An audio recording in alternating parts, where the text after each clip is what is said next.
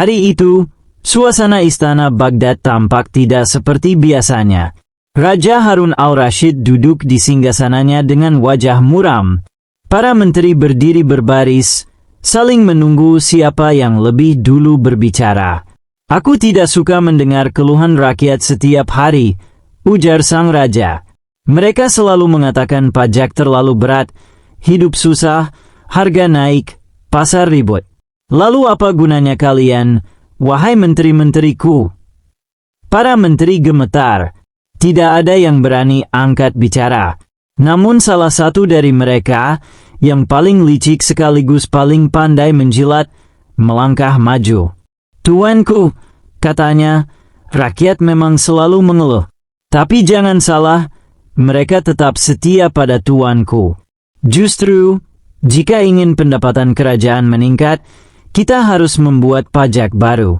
Pajak yang tidak bisa dihindari oleh siapapun. Raja mendelik. Pajak apa lagi itu? Pajak tanah sudah ada. Pajak pasar sudah berjalan. Pajak hasil panen juga sudah kutetapkan. Apa lagi yang bisa dipajaki? Menteri itu tersenyum licik. Pajak nafas, tuanku, karena semua orang pasti bernafas. Bahkan bayi yang baru lahir pun sudah berhutang pajak kepada kerajaan. Para menteri lain bertepuk tangan, mencoba menyanjung ide itu. Raja tertawa keras, seolah menemukan ide jenius. Bagus. Mulai besok, pajak nafas resmi berlaku di seluruh negeri. Kabar itu menyebar dengan cepat. Di pasar, di jalan, di rumah-rumah, semua orang gempar. Pajak nafas. Apa-apaan ini? Teriak seorang pedagang. Kalau begitu, lebih baik kita berhenti bernafas saja, sahut yang lain dengan nada getir. Orang-orang mencoba menahan nafas demi menghemat pajak. Ada yang sampai pingsan. Ada pula yang mencoba bernafas di malam hari sambil menutup hidung dengan kain, seakan-akan bisa menghindari petugas pajak. Namun para penjaga kerajaan berpatroli ketat. Mereka mencatat jumlah nafas rakyat per jam, lalu menagih sesuai catatan. Situasi semakin kacau. Akhirnya rakyat berbondong-bondong mencari Abu Nawas. Abu Nawas sedang duduk santai di tepi sungai, memancing ikan sambil bersiul. Tiba-tiba, puluhan orang datang mengerumuninya. Wahai Abu Nawas, tolonglah kami. Raja membuat aturan gila, pajak nafas. Kalau ini terus berjalan, hidup kami tamat. Abu Nawas mengelus janggutnya sambil tersenyum jenaka. Pajak nafas ya? Itu lebih konyol daripada pajak mimpi. Rakyat memohon-mohon. Abu Nawas pun bangkit berdiri. Baiklah, biar aku yang menghadap raja. Tapi kalian harus ikut melihat bagaimana aku mengajarkan menteri dan raja pelajaran hidup. Di istana, Abu Nawas datang dengan langkah santai. Para menteri langsung mengejeknya dalam hati.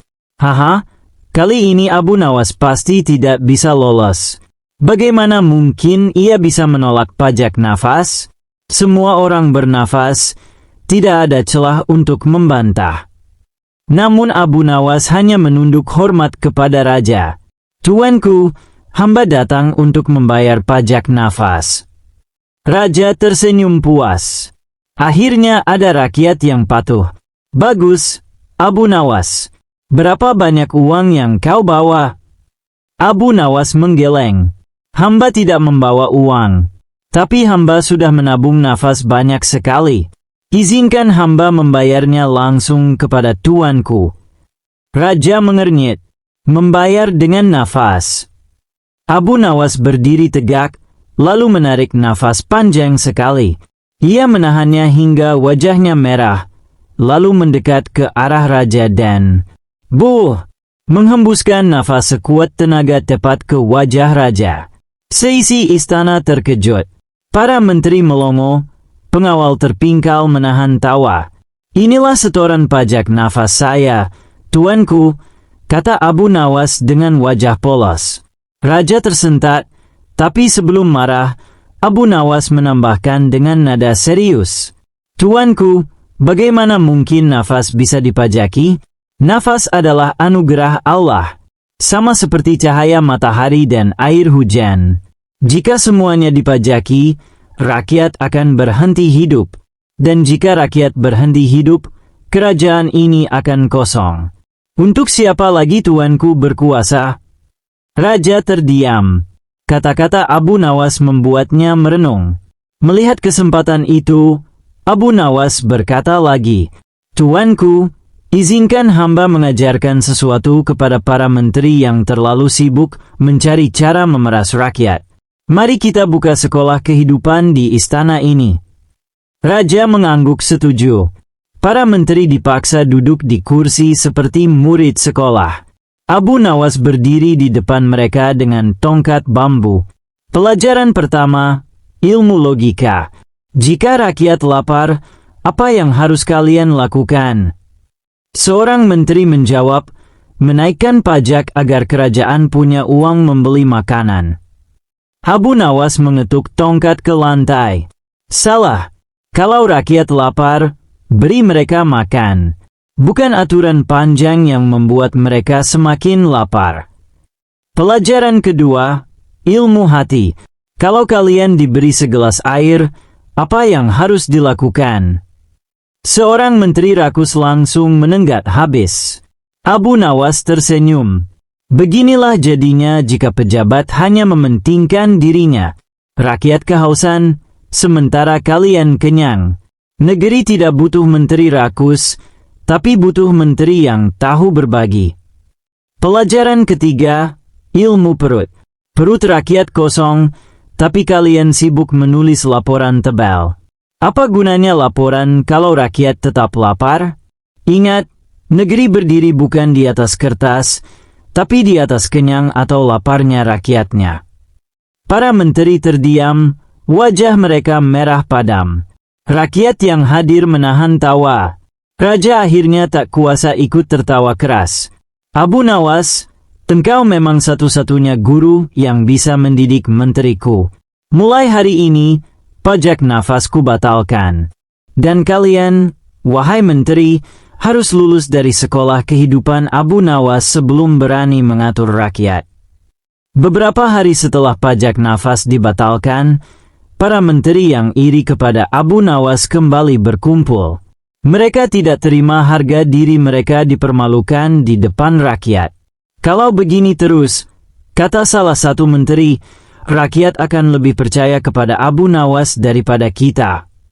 Benar, sahut menteri lain. Kita harus menjebaknya dengan teka-teki yang tidak mungkin bisa dijawab. Jika ia gagal sekali saja, raja pasti akan menghukumnya, dan rakyat tidak lagi menganggapnya pahlawan. Akhirnya mereka menghadap raja. Tuanku, hamba ingin memuji Abu Nawas. Jika ia benar-benar bijak, ia pasti bisa menjawab. Jika tidak, berarti ia hanyalah penipu belaka. Raja setuju. Baik, aku suka permainan ini.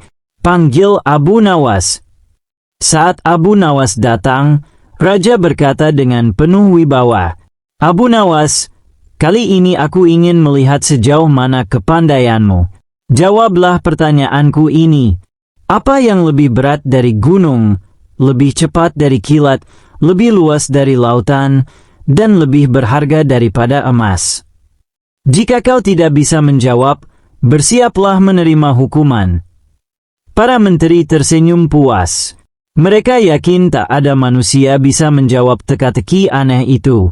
Namun Abu Nawas tidak panik. Ia menunduk sebentar, lalu tersenyum. Tuanku, jawabannya ada 4. Lebih berat dari gunung adalah amanah. Karena gunung hanya berat bagi tubuh, tetapi amanah berat bagi hati dan jiwa. Lebih cepat dari kilat adalah doa orang teraniaya.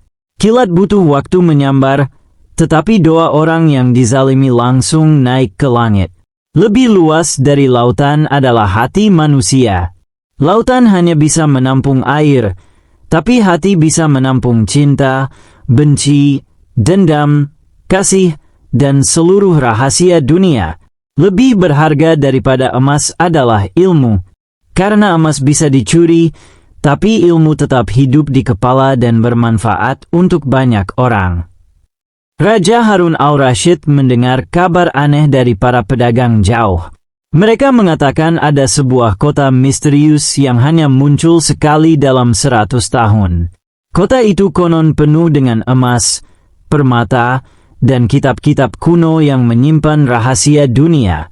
Tetapi, siapapun yang mencoba mencarinya selalu tersesat dan tidak kembali.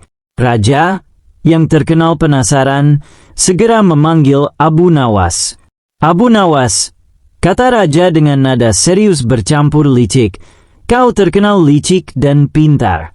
Jika kau berhasil menemukan kota itu dan membawa rahasianya kepadaku, aku akan memberimu hadiah besar. Tetapi kalau gagal, jangan salahkan aku jika kepalamu ku ganti dengan teko teh di istana."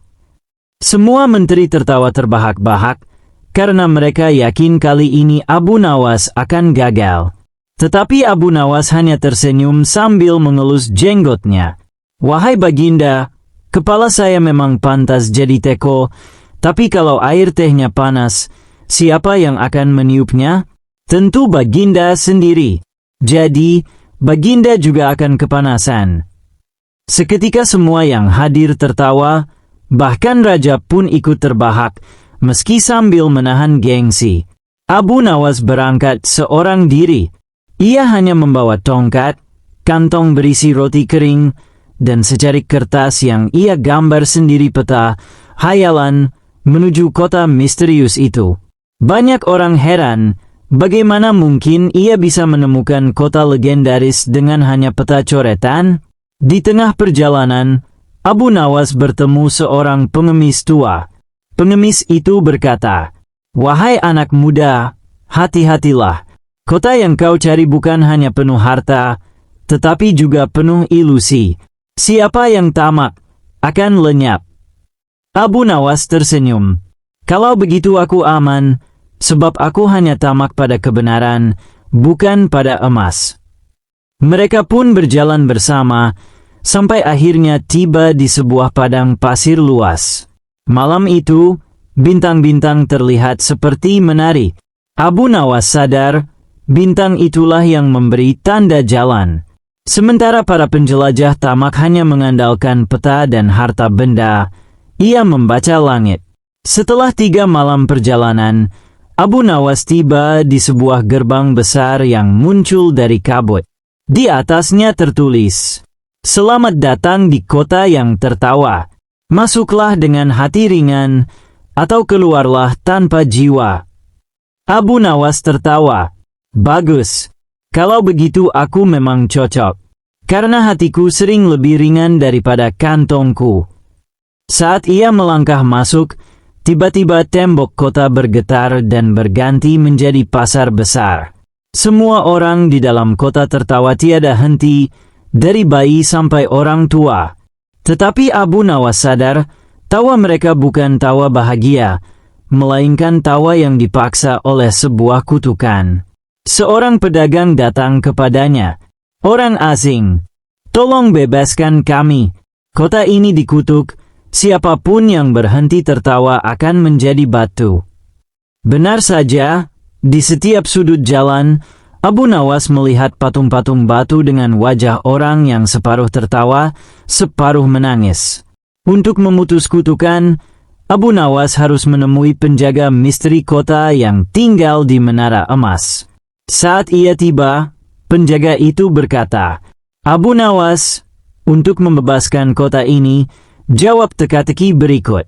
Jika benar, kota bebas. Jika salah, kau akan jadi patung batu selamanya." Penjaga bertanya, "Apakah yang lebih berat daripada gunung, tetapi lebih ringan daripada sehelai bulu?" Semua orang yang pernah datang selalu gagal menjawab, karena mereka berpikir soal harta atau benda. Tapi Abu Nawas mengelus jenggotnya lalu berkata, "Yang lebih berat daripada gunung adalah keserakahan manusia. Namun yang lebih ringan daripada bulu adalah senyum ikhlas." Tiba-tiba, menara emas bergetar, kabut menghilang, dan tawa palsu berubah menjadi tawa bahagia. Kota itu pun terbebas dari kutukan. Abu Nawas kembali ke Baghdad. Tetapi bukannya membawa emas atau permata, ia hanya membawa sebuah kitab tipis dari kota itu, berisi nasihat dan kebijaksanaan. Raja Harun al-Rashid terkejut. "Hanya ini yang kau bawa, Abu Nawas? Aku menginginkan harta karun." Abu Nawas tersenyum jenaka. "Baginda, kitab ini lebih berharga daripada harta. Sebab emas bisa habis, tetapi kebijaksanaan tidak akan pernah kering. Kalau Baginda masih ingin emas, pergilah sendiri. Siapa tahu Baginda malah jadi patung tertawa di sana." Para menteri menahan tawa, takut dimarahi raja. Tetapi raja sendiri tidak tahan, akhirnya tertawa terbahak-bahak. "Abu Nawas, kau benar-benar membuatku tak bisa marah. Baiklah, kitab ini akan kusimpan. Kau selamat kali ini." Malam itu, Abu Nawas duduk di rumahnya, membaca kembali isi kitab itu. Ternyata isinya hanya satu kalimat sederhana. "Siapa yang bisa tertawa dalam kesusahan, dialah pemilik harta sejati." Abu Nawas pun tergelak. Hahaha, jadi semua perjalanan jauh itu hanya untuk membaca satu kalimat ini. Tapi memang begitulah hidup, misteri selalu menyembunyikan hal besar di balik hal kecil.